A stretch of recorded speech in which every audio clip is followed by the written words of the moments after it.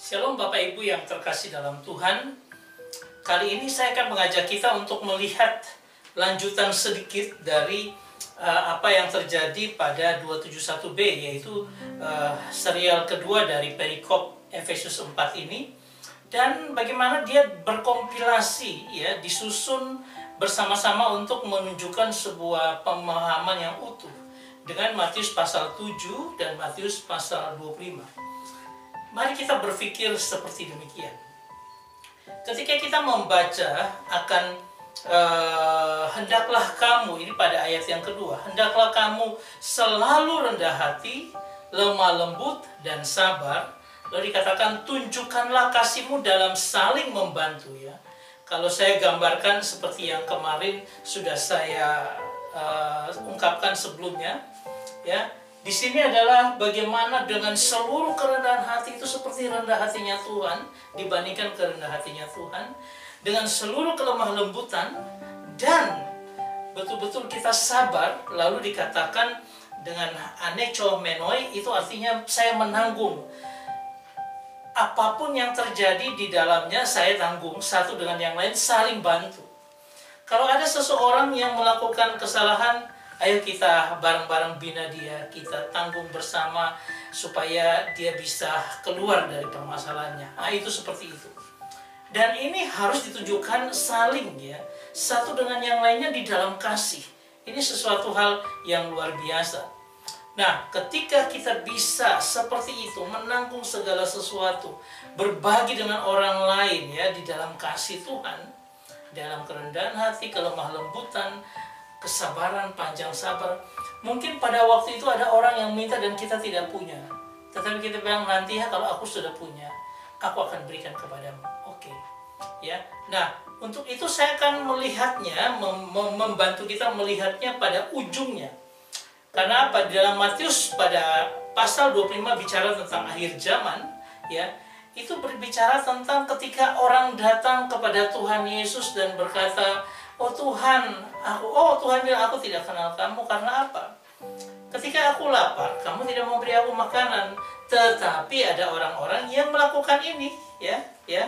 Dari hidupnya yang begitu luar biasa saling mengasihi satu dengan yang lain, dia membangun kehidupan yang ketika ada orang lapar, kamu memberi makan. Karena Yesus mengumpamakan, ketika aku lapar, engkau beri makan. Ketika aku haus, engkau beri minum. Loh, kapan Tuhan kami tahu engkau lapar, kami beri makan? Oh, ketika engkau melakukan itu kepada seorang yang paling hina di antara kamu melakukan itu untuk aku. Artinya apa? Semua hal-hal yang kebaikan hati dan sebagainya yang ada di sini, itu harusnya nyata ketika apa? Kita tahu dan kita bisa memberi makan orang lain di sekitar kita. Ketika ada orang haus, kita memberi dia minum. Ketika ada orang asing, ya, seorang asing, kita beri dia tumpangan. Ketika ada orang sakit, kita melawat dia. Ketika ada orang yang dipenjara, kita mengunjungi orang tersebut. Ini kan hal-hal, sebenarnya hal-hal kebaikan hati kita yang dilihat oleh orang lain. Dan dimana kita menunjukkan rasa kasih kita dalam saling membantu, ya. Jadi ini harus ada dalam kehidupan kita.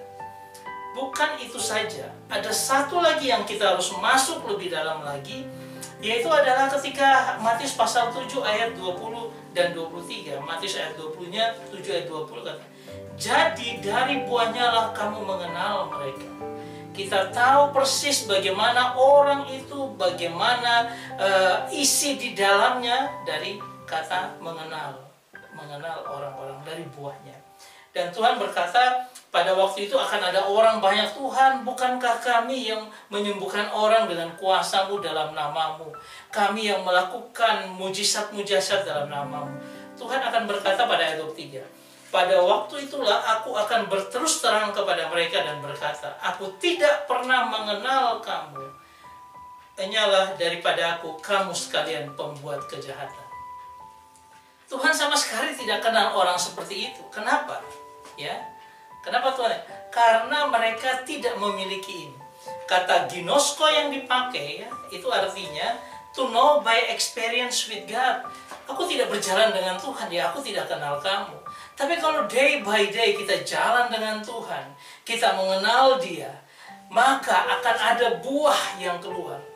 Ya, sehingga kalau kita melihat yang bagian di sini, ini semua pasti akan keluar. Tetapi ini tidak cukup, karena apa? Harus mendalam lagi di mana kita berjalan dengan Kristus. Ya, kalau kita mengenal Dia dan kita berjalan dengan Dia, buah ini pasti akan keluar. Tetapi kalau kita semakin mengenal Dia lagi, maka kita melakukan kehendak Bapakku yang di sorga. Tuhan Yesus katakan, lakukan kehendak Bapakku yang di sorga. Ya, atau dia katakan melakukan firman Tuhan yang nyata dengan 9 aspek daripada buah roh. Itu harus nyata dalam kehidupan kita. Tetapi itu dimulai dengan apa? Dimulai dengan hendaklah kamu selalu rendah hati. Hendaklah kamu dengan semua kelemah lembutan. Hendaklah kamu dengan semua kesabaran. Itu nyata terus memimpin hidup kita. Sehingga poin pertama yang harus kita lewati adalah ketika Matius pasal 25. Orang lapar, orang haus, orang asing, kita lakukan kebaikan pada mereka. Oke. Tapi selanjutnya lebih masuk lebih dalam ketika kita berjalan dengan Tuhan tiap hari berjalan dengan Tuhan. Kita akan mengenal Dia. Dan akan apa? Akan ada keluar dari hidup kita, ya, melakukan kehendak Tuhan. Ya. Lalu 9 aspek daripada buah roh itu akan keluar.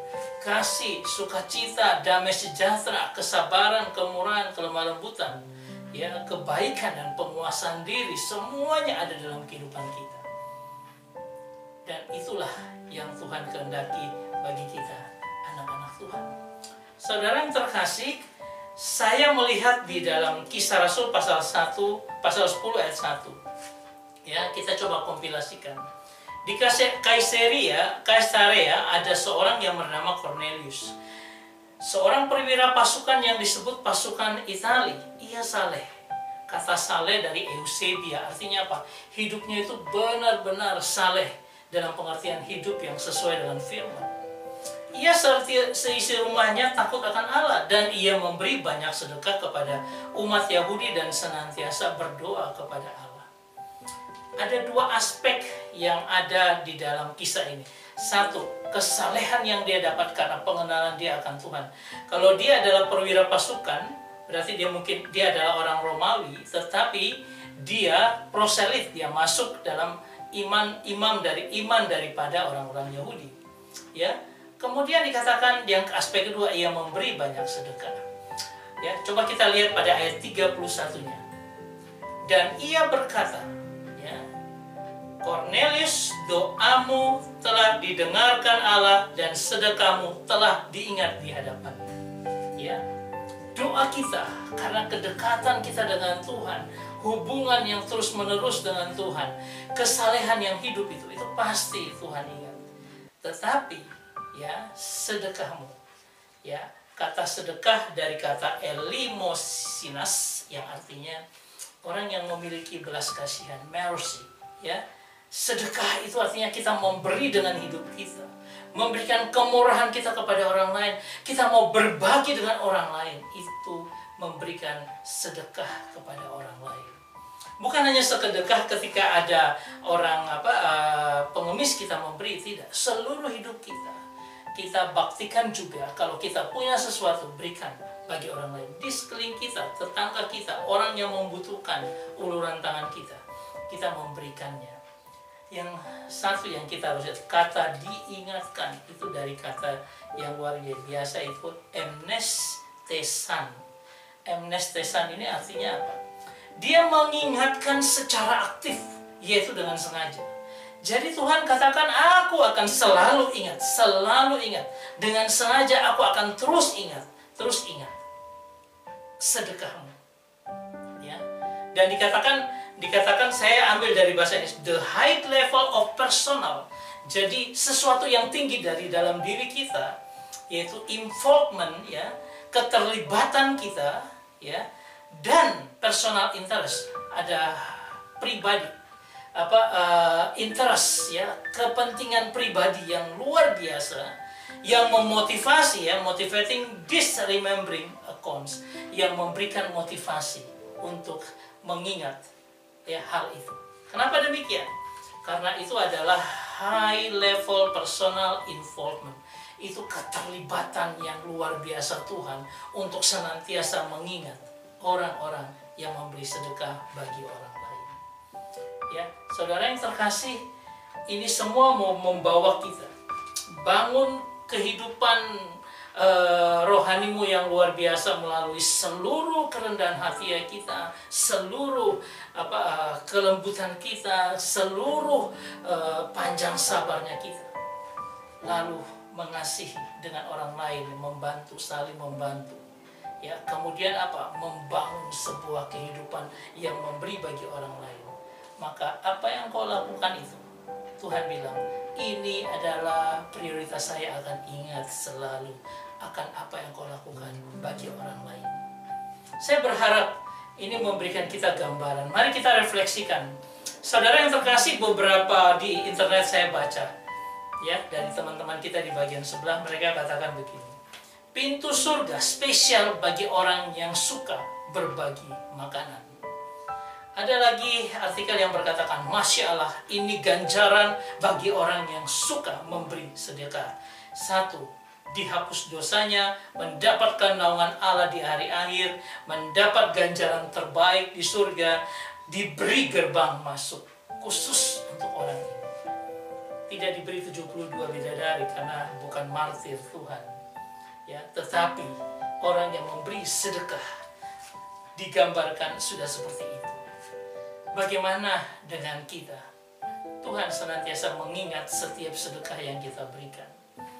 Sudahkah hati kita ini terlatih untuk berbagi, memberi diri kita bagi orang lain? Ketika kita memberi bagi orang lain, kita memberikan belas kasihan pada orang lain, itu sebenarnya seluruh hati kita, diri kita bagikan kepada orang lain. Kemudian, sudahkah kita terbangun kasih Kristus yang ajaib dan mulia, yang mewarnai seluruh kehidupan kita? Karena ketika Kristus masuk dalam hidup kita, Dia merombak susunan tatanan seluruh kehidupan kita. Untuk apa? Menunjukkan ada Kristus di dalam kehidupan kita, yang mau berbagi, saling berbagi satu dengan yang lainnya. Saya berharap ini masuk dalam kehidupan kita dan akan memberi dampak yang luar biasa, mempersiapkan kita untuk nanti menyongsong Tuhan ketika Dia datang kedua kalinya. Tuhan Yesus memberkati kita semua. Amin.